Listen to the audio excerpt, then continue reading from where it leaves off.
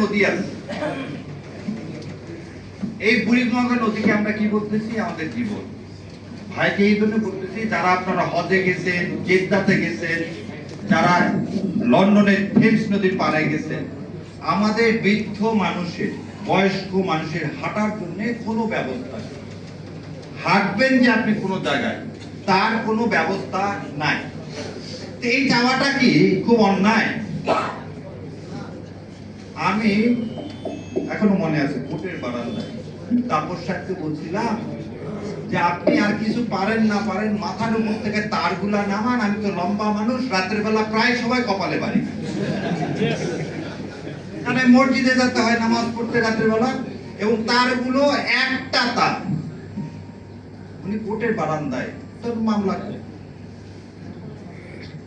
উনি উঠে বললেন আমি জীবনে যদি কোনো কাজ করি প্রথম দিন এই কাজ করি। পরে শুনি কি জানেন, ওটা সব করছেন উনি, সব সার্টিফিকেট ছেলে মেয়ে কি জানাচ্ছে,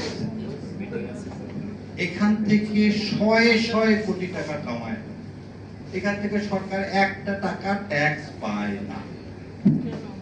আপনারা যারা এই ডিশ দেখতেছেন, ইন্টারনেট দেখতেছেন, তার এই সিটি কর্পোরেশন এখান থেকে টাকাটা পায়।